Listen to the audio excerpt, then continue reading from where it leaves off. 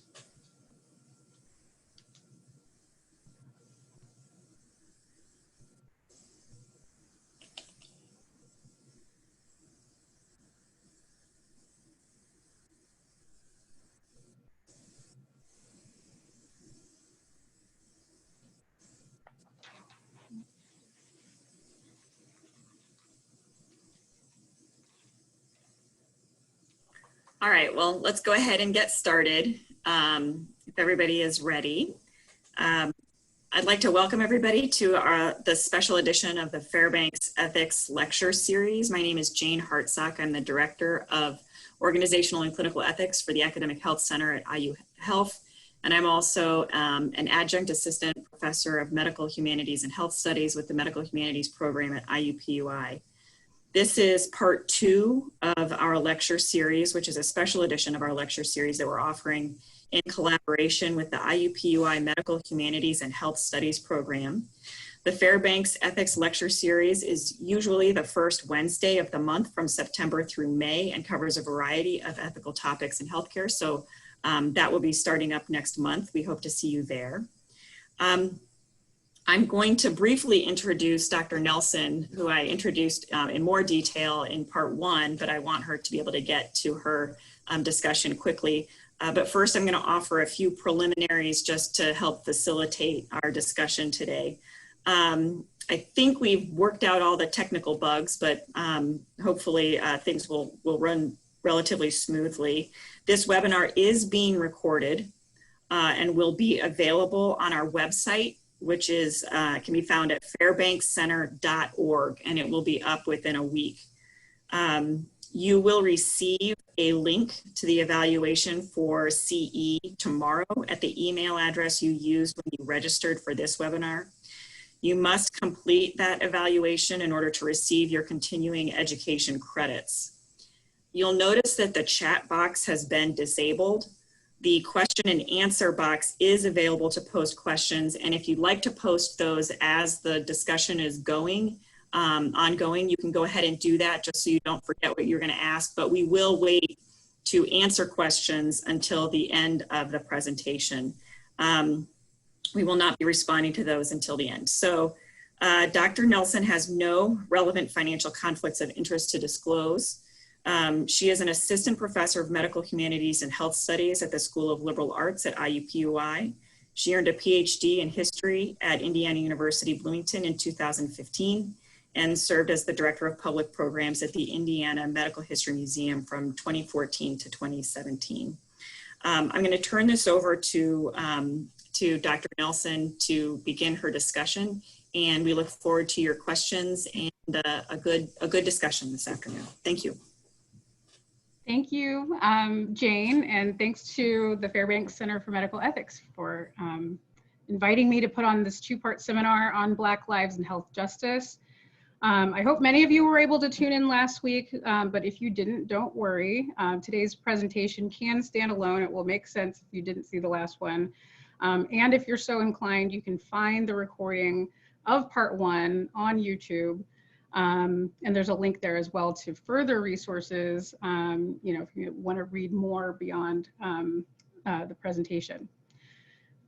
Also, before we proceed further, just as a heads up, today I am going to be talking about sexual assault and medical violence throughout the presentation. I just wanted to say that up front because I understand that there may be someone out there that doesn't want to deal with that today. So I'm going to jump right in.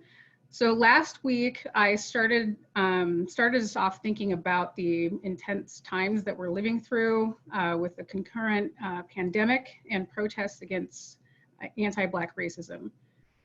So what I'm trying to do with this seminar series is to attempt to frame what we're experiencing now in terms of a much longer history. First of all, health disparities, uneven access to health services, and structural racism have long-standing roots in the United States. Moreover, Black activism has been central to progress toward health equity in this country, and health justice has been one of the key pillars of the civil rights movement, which is ongoing. So in 1966, when Dr. Martin Luther King spoke at a meeting of the Medical Committee for Human Rights in Chicago, he addressed the issue of segregation in healthcare, which at the time prevented many Black people from accessing health services as patients and from practicing medicine as health professionals, even in federally funded hospitals. So Dr. King said, quote, "We're concerned about the constant use of federal funds to support this most notorious expression of segregation. Of all the forms of inequality, injustice in health is the most shocking and the most inhuman because it often results in physical death." Dr. King's audience, the Medical Committee for Human Rights, was a group that formed in 1964 during what was known as the Freedom Summer, which took place in Mississippi.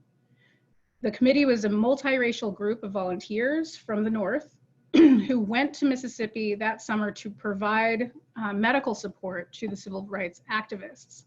So they provided first aid to injured freedom marchers, as well as mental health support to organizers, as they all faced violent backlash simply because they were working to register Black people to vote.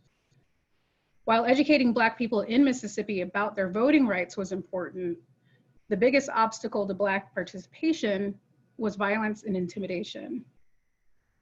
As Black people in Mississippi became more politically active, attempting to register in larger numbers, as well as attending movement workshops, holding organizing meetings in churches, and as they joined forces with volunteers from the North, white supremacists responded with arrests, beatings, bombings, drive-bys, burning crosses, and assassinations. One of the most prominent of the local activists from Mississippi was Fannie Lou Hamer of Sunflower County, whose life and career will be at the center of today's presentation. By 1964, the year of the Freedom Summer, Hamer was emerging as one of the most powerful voices of the civil rights movement. She provided inspiration, information, and cohesion to the diverse participants in the movement through her captivating testimonies about her experiences as a Black woman dealing with poverty and discrimination, and through her singing, an ability that she perfected in the Baptist church. Her voice lifted the spirits of her comrades, and she framed the fight against discrimination in terms of divine justice. Throughout her political career, and she didn't enter politics until she was 44 years old, she broke a number of barriers. She spoke at the Democratic National Convention on a number of occasions. She was the first Black woman to run for congressional office in the state of Mississippi, and she was a founding member of the National Women's Political Caucus. And in 1967, she founded the Freedom Farm Cooperative, which I'll return to later on.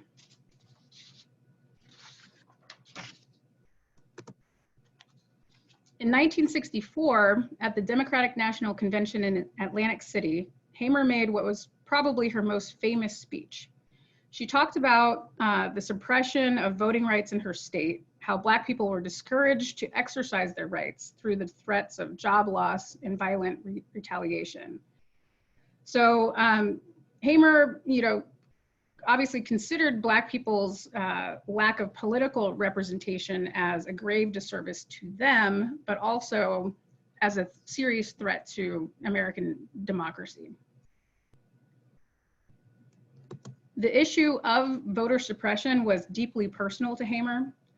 In her speech, she described how in 1962, she attempted to register to vote for the first time in her life. And in response, she was evicted from the plantation that she had worked on for the previous 18 years. The house that she fled to was shot up and multiple bullets went through the walls just above her bed. In June of 1963, she was traveling with a group of 10 fellow Black Mississippians back from a voter registration training session. After the group's bus made a stop at a segregated lunch counter, they were all arrested. And while she was held in jail, she was brutally assaulted.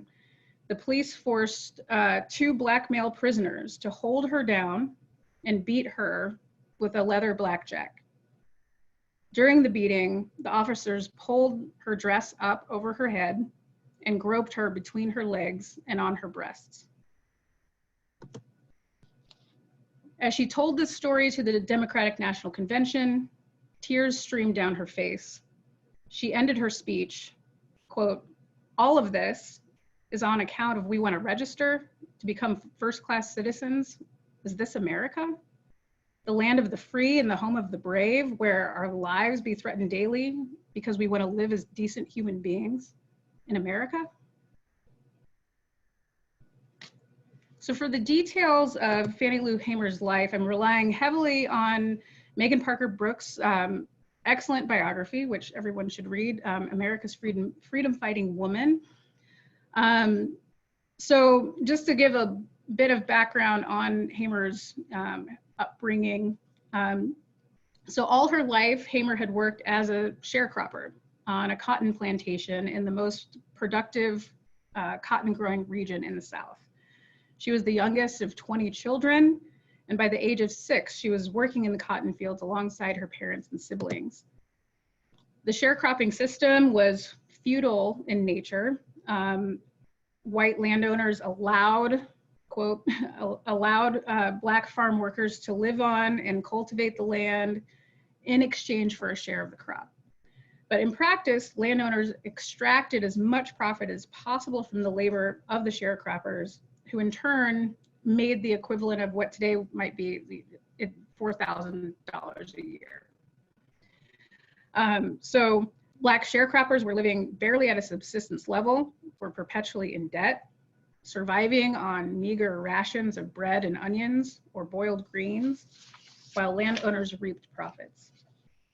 And in rare cases where Black workers began to accumulate even small amounts of wealth, they became targets.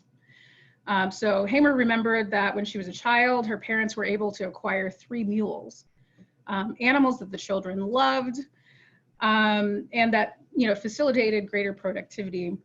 Now, one morning when Hamer was a small child, the family was horrified to find all 3 mules poisoned, most likely by a white supremacist who added insecticide to their feed.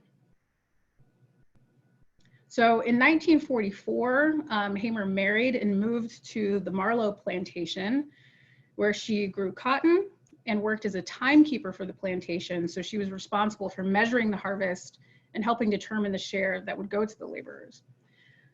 She also worked as a domestic worker in the Marlowe's home, which, by the way, had a private, fully functional indoor bathroom for their dog.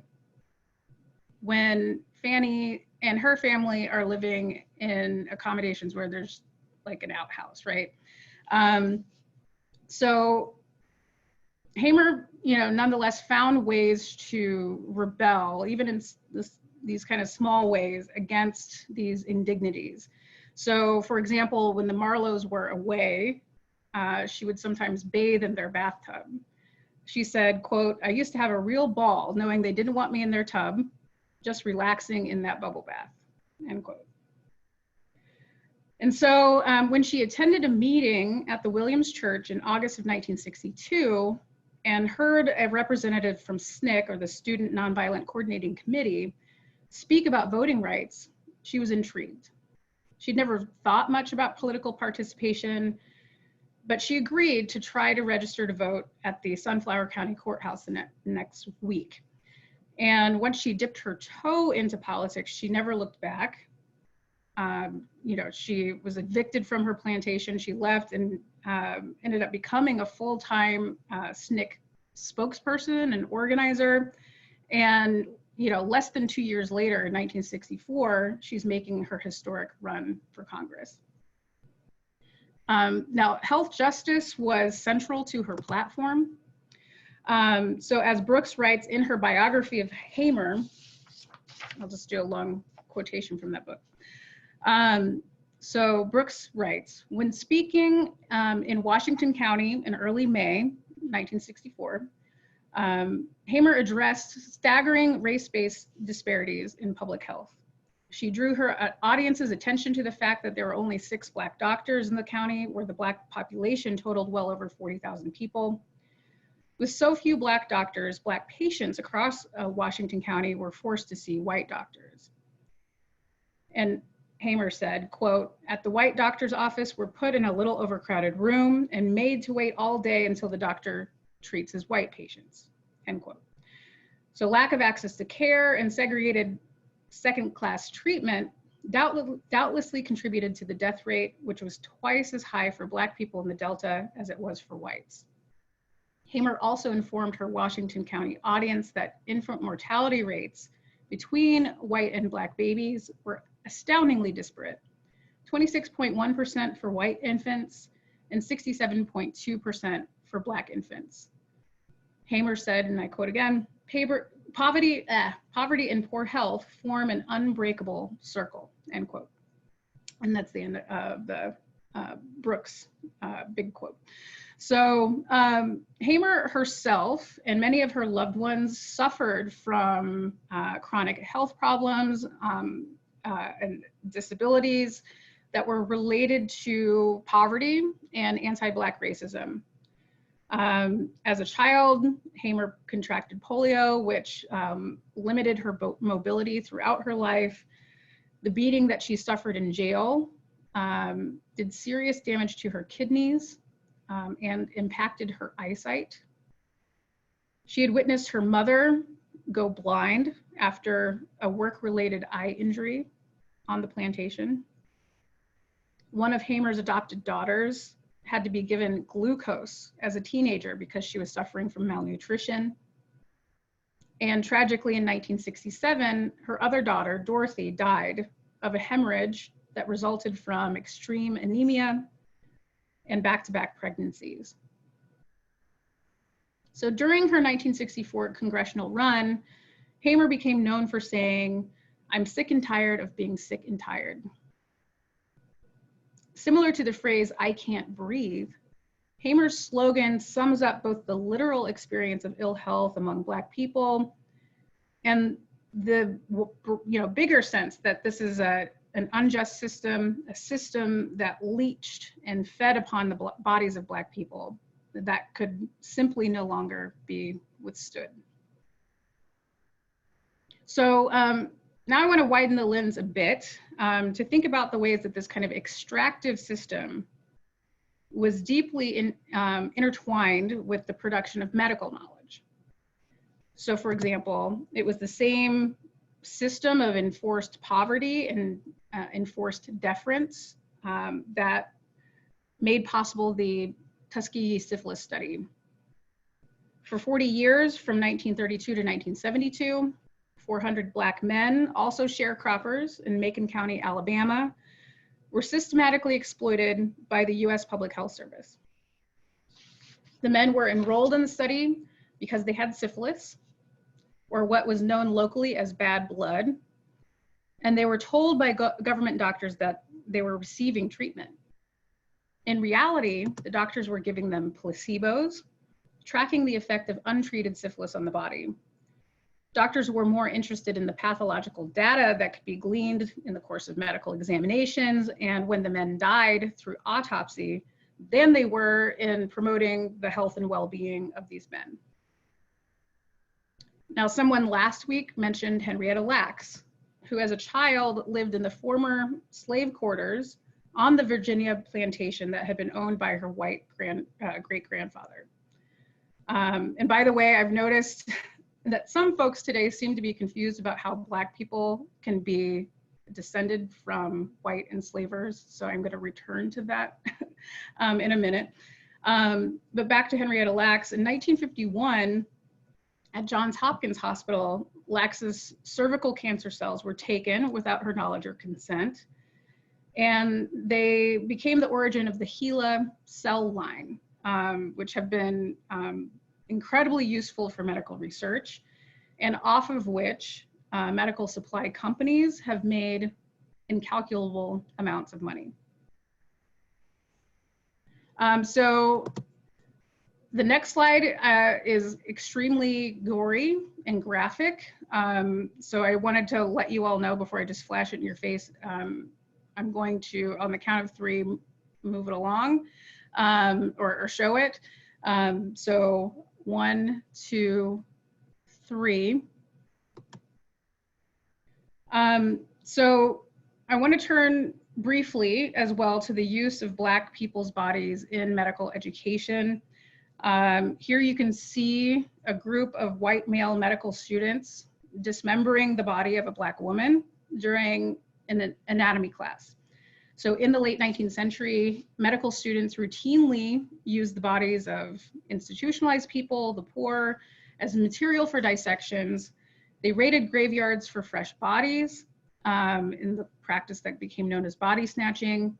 And African-American cemeteries were targeted for this. And in general, Black people's bodies were used disproportionately in anatomical teaching. So there's also ample records of Black bodies being shipped from the South to Northern medical schools for anatomical teaching. And note the inscription on the side of the dissecting table. Her loss is our gain. That's that extractive mentality again.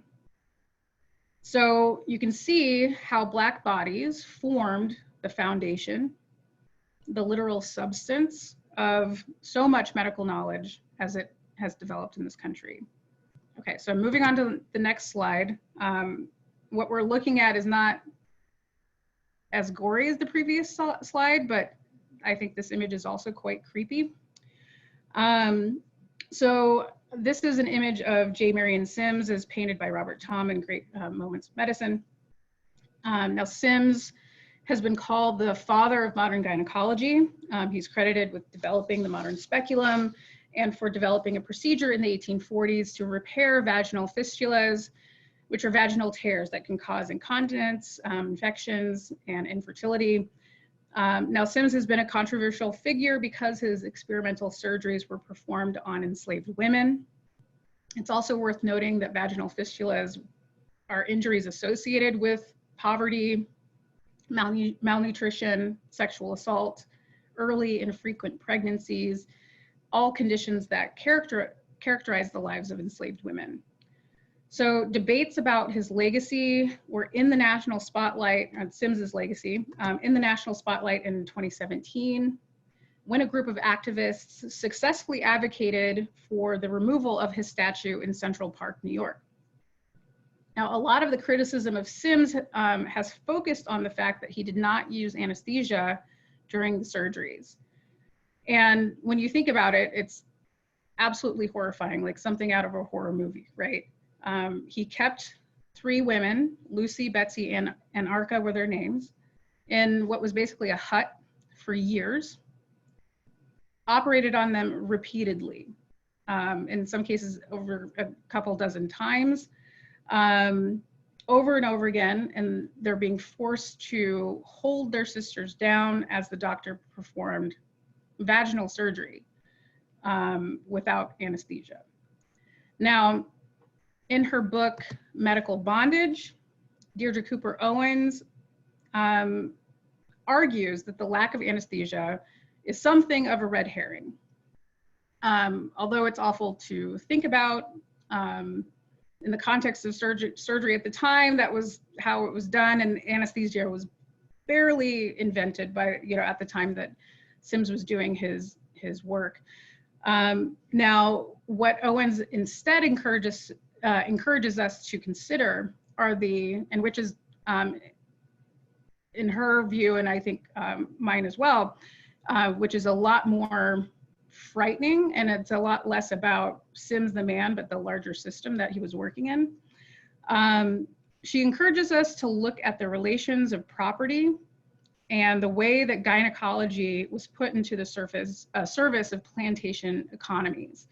So doctors who were able to repair and maintain enslaved women's ability to give birth provided real value to enslavers who saw Black women's bodies in terms of the production of wealth. Thomas Jefferson said in 1820, for example, quote, "I consider a woman who brings a child every 2 years as more profitable than the best man on the farm," end quote.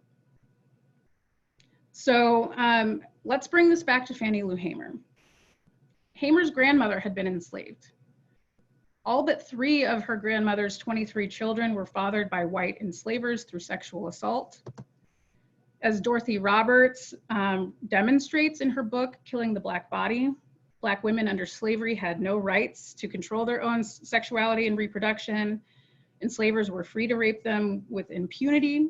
And because the children of enslaved women automatically attained enslaved status, slave owners had economic incentives to impregnate enslaved women or to forcibly breed them with enslaved men. Enslavers saw young women and girls, again, as sources of potential wealth. Enslaved women had also no rights over their own children who could be sold off to other plantations. Black women were thus dispossessed of their own reproductive capacity, both in terms of the circumstances and timing of their pregnancies, but also their abilities to parent their children. And as plantation laborers alongside that, right, and these enslaved women were also being dispossessed of the wealth that they were creating through their work, right? Now, Dorothy Roberts's book, that's just one chapter in this book, right? It's a survey of what she calls the systematic punishment of Black mothers in US history. And so she traces forms of reproductive oppression that have manifested in various ways, from the control of reproduction in the era of slavery up through the disproportionate criminalization of Black mothers during the time of mass incarceration. In her chapters on eugenics, Roberts explains how in the mid-20th century, an estimated 100,000 to 150,000 poor women, about half of whom were Black, were sterilized under federally funded programs. And this was due to stereotypes about welfare mothers draining the system, feeble-minded women who would breed criminal babies. And individual doctors often took it upon themselves to sterilize women that they didn't see as fit to be mothers, or that they considered, they had enough children or whatever. In teaching hospitals throughout the US, unnecessary hysterectomies were performed routinely for the benefit of students. And this was, again, happening disproportionately to women who were Black and poor. Now, this happened to Fannie Lou Hamer herself in 1961. And this is one of the experiences that radicalized her.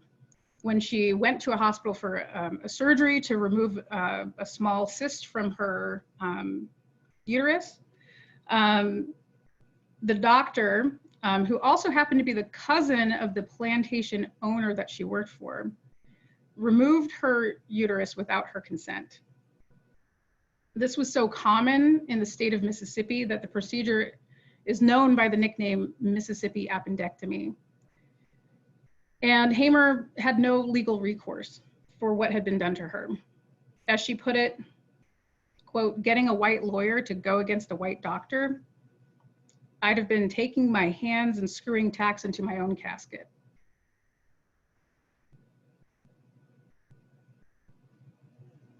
So it's more than symbolic that many of the examples of medical abuse that I've given you have focused on the invasive study and control of Black people's reproductive systems, our generative organs, our most intimate parts. And so I want you to hold that in mind And I'd like to place the story of reproductive oppression, medical extraction, in parallel to another pattern of exploitation and extraction. And this has to do with land, right? So I want to think about the control of Black people's abilities to reproduce alongside the systematic dispossession of Black farmers, the producers of food, sustenance, right, throughout the 20th century. So this dispossession took place, or it took different forms. So one of those forms was sharecropping, which we've been talking about, in which labor was extracted from landless workers. But there was also the appropriation of Black-owned farms over the course of the century. At the end of the Civil War, Union General William Sherman famously promised newly freed people access to 40 acres and a mule. The idea was that Black people would be able to move out of enslavement into a system of vibrant, self-governed Black agrarian communities. This promise was never realized, but nonetheless, through intensive work and organizing, by 1920, Black people ran 1/7 of the farms in the United States, even though they comprised 10% of the population. So Black people were actually overrepresented in farming in the early 20th century. Now, between 1910 and 1997, Black farmers lost 90% of their farmland, which represents a loss of hundreds of billions of dollars of wealth. Now, while there's a lot of discussion today about systems like redlining, right? Limitations on home loans and home ownership in urban contexts as major factors contributing to the enduring racial wealth gap. Rural land loss is an often overlooked piece of this puzzle. Now, this land loss was the result of multiple factors. There was the great migrations of the 20th century, in which many Black farm workers moved from the rural South to the urban North to seek jobs and to escape the violence of Jim Crow. Mechanization also squeezed Black sharecroppers out of work and off the land. Discriminatory practices by the US Department of Agriculture played a huge role. So Black farmers' applications for loans and insurance needed to maintain their businesses were systematically denied. And here you can see a group of protesters in 1992 who caravanned to Washington, DC to demand fair treatment by the USDA. There are also predatory practices enabled by legal loopholes that have allowed for the transfer of Black-owned land to big business interests. One of the most powerful things I've read this year is this beautifully written and illustrated article. I hope you'll Google it. It's really kind of knocked me out. So this is the story of two brothers who inherited a piece of land from their grandfather on the North Carolina coast. So the author, Lizzie Presser, writes, quote, "Melvin and Lee Curtis's grandfather was a deacon. He farmed watermelons, beets, and peas, and raised chickens and hogs. Churches held tent revivals on the waterfront, and kids played in the river, a prime spot for catching red-tailed shrimp and crabs bigger than shoes. During the later years of racial segregation laws, the land was home to the only beach in the county that welcomed Black families. So because these men's grandfather did not leave a will, unbeknownst to them, the land was legally available to be grabbed up by developers. And there's a lot of complicated legal stuff that's going on there, which is explained in more detail in the article. But the short story is that they were threatened with eviction, and when they contested this in court, they were held in contempt and jailed for 8 years. Now, the seizing of land by big business interests does not only represent a loss of economic value, the ability to farm and to fish, but it also means a loss of community, a loss of healthful spaces for Black leisure and Black joy.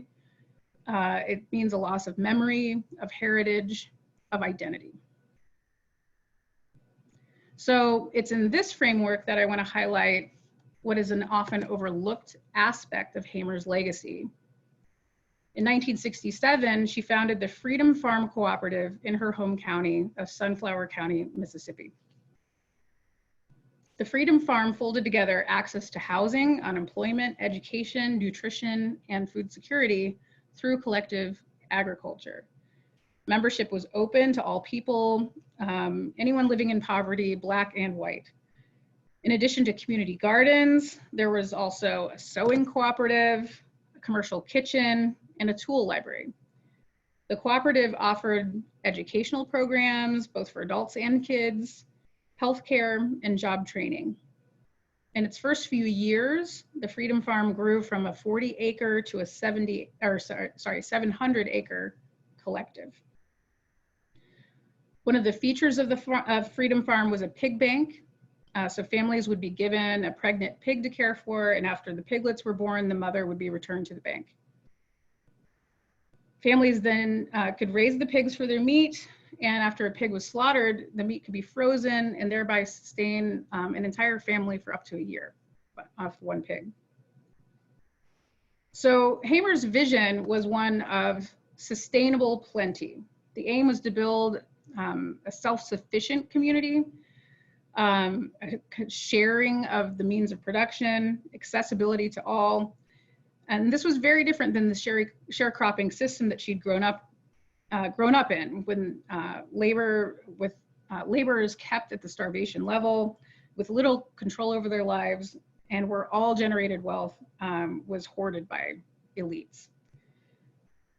The Freedom Farm was also a practical response to the economic retaliation that she experienced, and her comrades did as well when they claimed their political rights. So, you know, those who registered to vote were commonly fired from jobs, evicted from plantations, et cetera. And so she said, quote, when you've got 400 quarts of 400 quarts of greens and gumbo soup canned for the winter, you can't, nobody can push you around. I messed that up.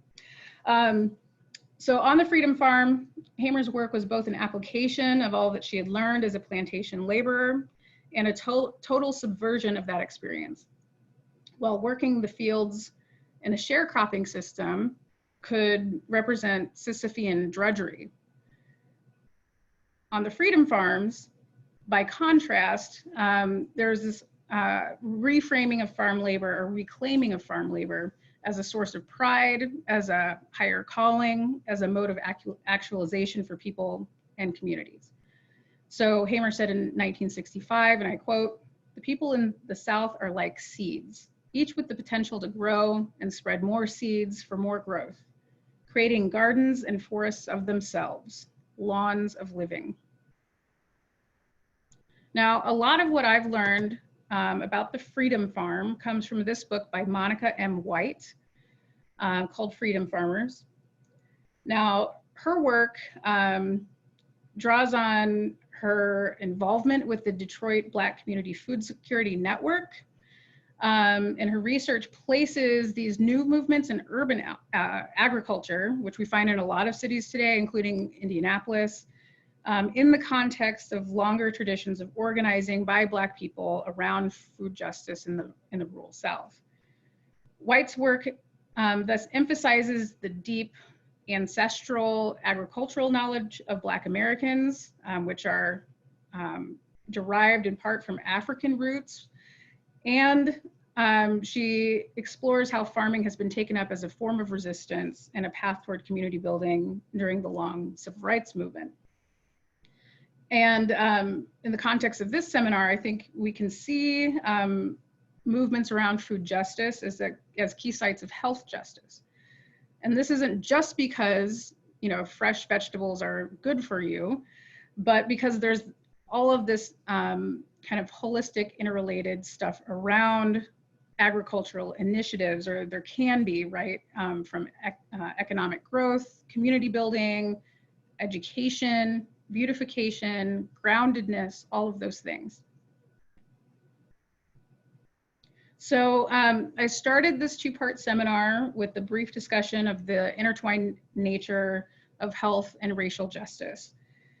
Relationships that have become perhaps more broadly apparent as we've experienced the public reckoning with racial injustice and a pandemic that has disproportionately affected people of color. My argument is that this is a time to really broaden our perspectives on racial health disparities. For example, when we talk about the disproportionate impacts of COVID-19, there's a tendency to blame Black people for their own deaths. The idea is, well, Black people are more likely to have comorbidities like asthma, diabetes, obesity, and these conditions are often ascribed to cultural behaviors or lifestyle choices. But what gets obscured are much more systemic issues, things like foodways and food regimes, environmental exposures to toxins and pollutants. And these are aspects of the picture that are illuminated by food justice and environmental justice frameworks.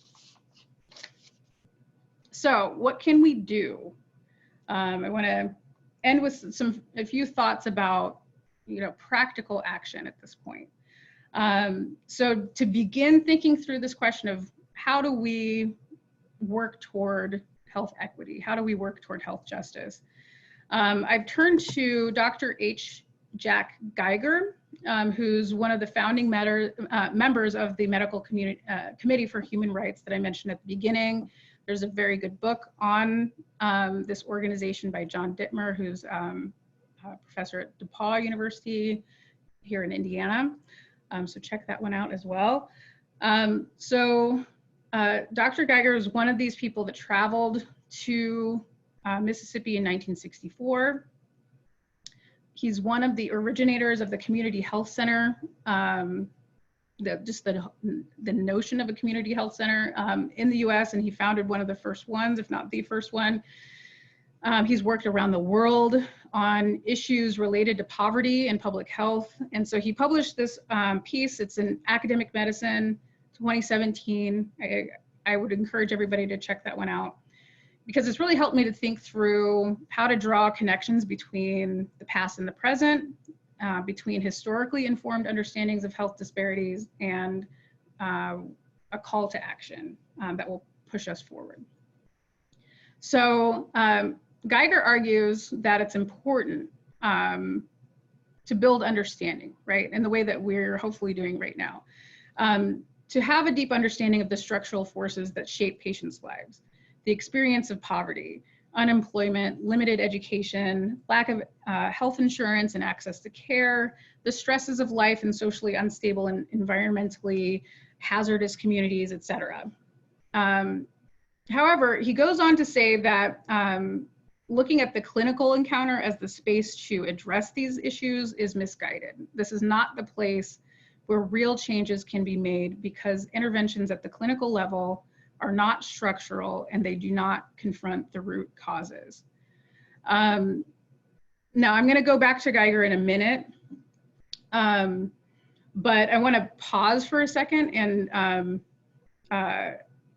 say a few things. So one is that I was hesitant in writing this section of the talk, in part because who am I to provide advice, right? I'm a historian. I don't work in, community health. I don't work in clinical healthcare. I don't work in medical science, not directly, right? And so I'm going to offer some suggestions in a very humble way, but also, and we were talking about this before the Zoom call today, what I'd also, we're going to invite you to do when you do the evaluation for this session is to share the work that many of you are probably already doing. So there's going to be a question in your evaluation. So if you're working on anything having to do with anti-racism, health justice, or the intersection of those things, this could be research projects, this could be a community garden, it could be educational programming, it could be church-based organizing around access to care. I'm looking at you, David Craig.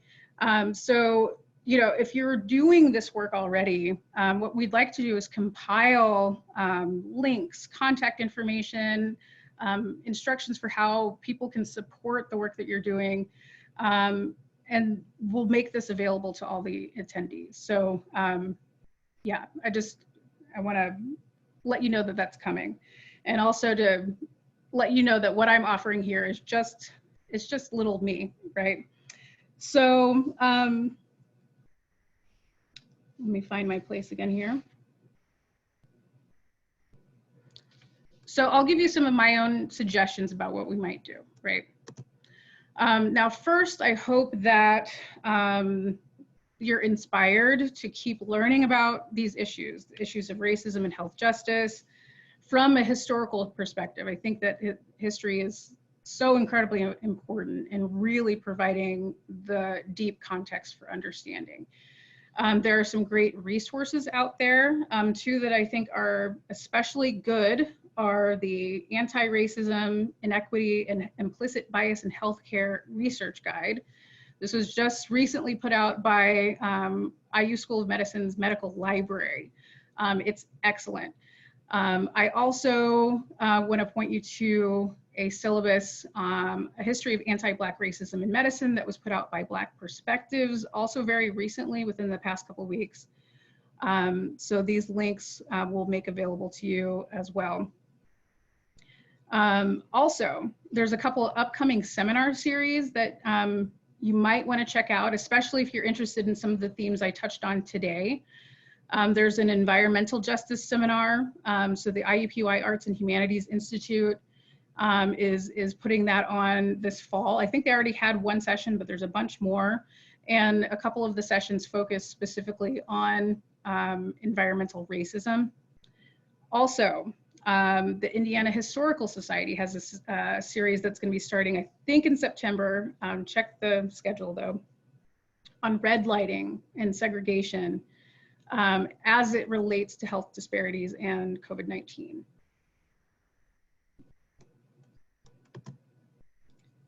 So additional suggestions from me. The first one here is really drawing on last week's seminar. So one thing I think we need to always be questioning is how the notion of race is being used, whether it's in the clinic, whether it's in research, whether it, or you know, in just the way that we talk kind of in our everyday speech, right? Are we framing things in ways that imply that race is genetically based? Are we searching for genetic or physiological explanations of health disparities that are actually the product of social processes? Or just in everyday speech, what do we mean when we say things like mixed race, right? Does that imply that there's such a thing as a pure race? So there's a lot of deprogramming around race that I think needs to happen. I'm including myself in that. I'm on this journey too. So that's my first suggestion, is to be really mindful of what race is doing in these various contexts. We can be building more alliances. So I'm speaking to you all from Kavanaugh Hall. And I'm thinking about IUPUI, and there's the School of Medicine and IU Health and all this stuff over there. Across Michigan Street. And I think we could be doing a lot more reaching across and creating partnerships between medicine, public health, and what's going on here in the School of Liberal Arts, the Humanities and Social Sciences. I know that some, you know, there are these partnerships already happening, but I think we could be doing more of that. I think that those of us here in the Humanities and Social Sciences have a great deal to offer in terms of research design, community health, you know, projects, the education of health professionals, bioethical decision-making, et cetera. And I also suggest, you know, building alliances from the clinic and into the community. And here I'll go back to Dr. Geiger. So Dr. Geiger, in this piece that I mentioned before, he gives examples of how clinicians can support real structural change through strategic partnerships, such as, for example, medical legal partnerships. So he gives the example of Allentown, Pennsylvania, where lead poisoning was widespread among children in the community. And he talks about how physicians teamed up with attorneys to draft and lobby for new legislation that would require stricter regulations of residential conditions. Geiger also advocates for clinicians to partner with local, state, and federal agencies that deal with housing, transportation, education, urban planning and development, environmental regulation, and healthcare, and to be involved, I know it's a lot, in a sustained way with public education and legislation. And my final suggestion is that we've got to expand our notions of health justice to include economic justice, reproductive justice, food justice, environmental justice, and universal health care for all. I guess that's redundant, universal is for all. And we must fight to make these things a reality. These are the key areas that will actually mitigate health disparities. And this is good, not just for Black people and people of color who are disproportionately impacted, but for all Americans. So I'll end with one last quotation from Fannie Lou Hamer, who said, "Now we've got to have changes in this country, and not only changes for the Black man and only changes for the Black woman, but the changes we have to have in this country are going to be for liberation of all people, because nobody's free until everybody's free." Thank you.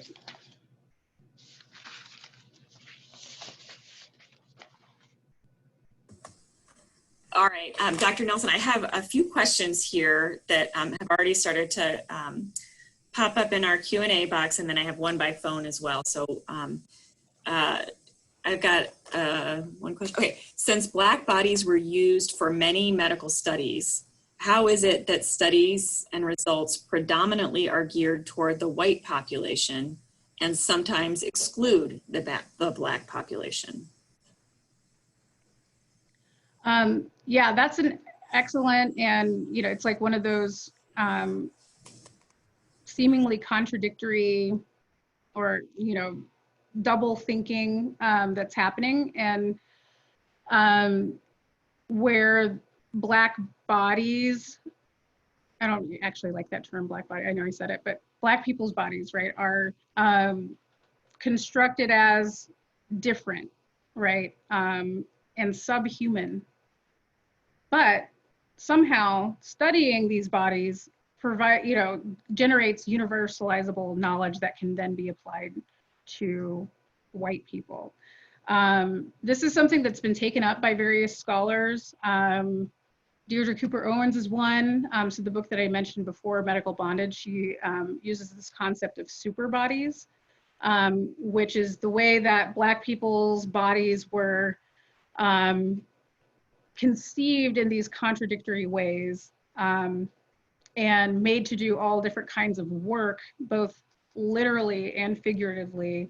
And when you look at it, yes, there's contradictions there, but it does come down to, again, this extractive mentality.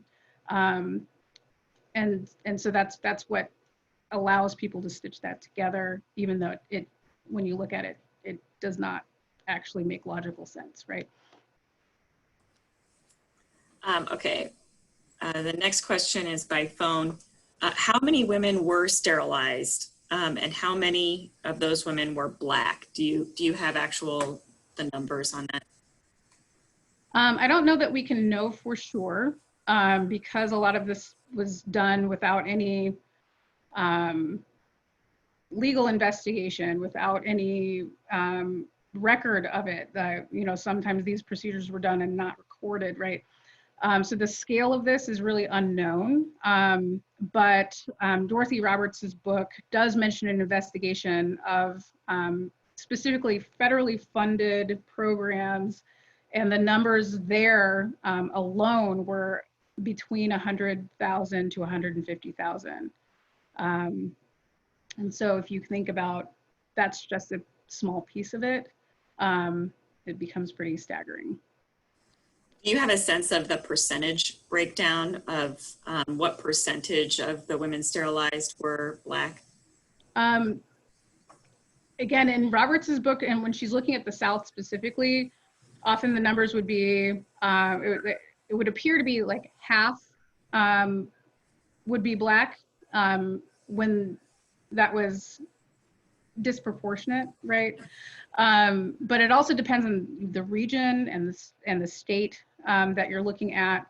There are wide varieties, you know, between, say, Indiana and Mississippi when you're looking at those kind of breakdowns. Do you have any resources for learning more about the history of racism among various medical and nursing associations specifically?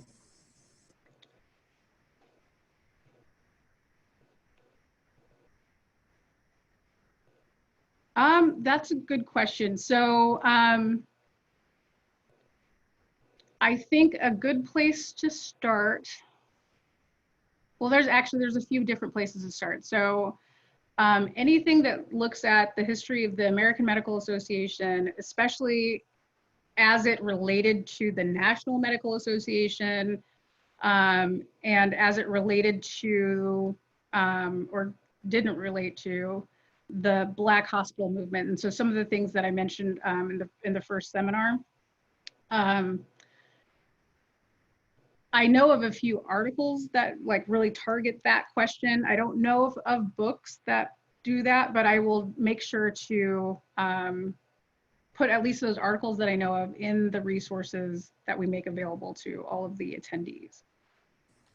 I think the 1619 project by the New York Times has a little bit of that in it. Would you recommend that? Yeah, I would recommend that. Yeah, and I think that, well, there's two pieces in there that, two kind of short articles, very accessible, very well written, that are specifically about medicine and healthcare. So I'd recommend both of those. And the framework of the whole 1619 project inspired a bit of how I ended this, to say, the like real democracy, real, like if we're going to say that there is an American dream and a standard that we aspire toward, that bar has been set consistently by Black people, and that at the same time, as we lift up Black people, we lift up all Americans. That is a kind of ethos that animates that particular project. So I recommend the whole thing, but there are those two pieces on healthcare. All right, next question. Even in organizations that state they want to reckon with their histories of complicity and racial inequality, they often struggle with doing more than lip service and are reluctant to give actual structural power to BIPOC. Where have you seen good examples of white majority power holders giving over their power and platforms to the service of, and can you, do I do the initials or is it phonetic? BIPOC organizers and leaders? Oh gosh. I don't know, I always see that, I see it written, I don't know, that's not a word I ever say out loud. So I always say, yeah, anyway. So gosh, good examples.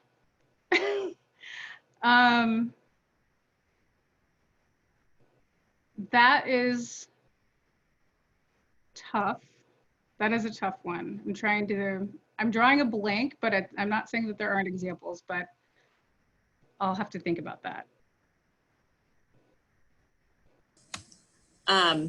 Given the history of the use of Black persons' bodies and the mistrust that understandably can occur with the medical community, how could researchers be more successful in recruiting non-white people to their work? Gosh, I think there's some really interesting work in health communication that I'm aware of. So Katie Head, who's a faculty member in health communication, is doing work around that particular issue. So look for Dr. Katie Head and her articles on this. I would say that first and foremost, this notion of mistrust is often framed in a way that I think is wrong. it's kind of like, why are Black people so mistrustful? And it's framed as like, Black people are superstitious, or they don't know what's good for them, or, you know, so I think there has to be a kind of basic understanding that wariness to put yourself into a health setting, or a so-called health setting, is based on real experiences with abuse and violence, and the kinds of things that I've been outlining today. And so that kind of thing is key. There's also been really interesting discussions of, you know, cultural competency versus structural competency. So Jonathan Metzl at Vanderbilt has written on this. So his argument is that this, you know, the focus on people's attitudes or feelings of mistrust is maybe misguided, and that can lead to stereotypes. So do we assume that your Black patient is mistrustful simply because they're Black? But also, if a patient is, for example, not complying with the treatment that you prescribed, or not coming to appointments, or whatever that might be, are there other things that might explain that are structural issues that have to do with transportation, or the ability to get time off work, or the ability to afford the medication, or whatever it might be? So, so I think looking at those aspects as well is important. Yeah, that's all I've got on that.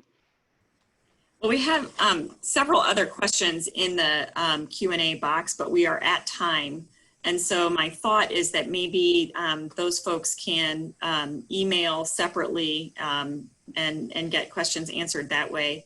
I want to thank you very much for your time and your expertise and your discussion here, which I think is thought-provoking and important. And thanks very much for your assistance today. Sure, thank you. It was fun.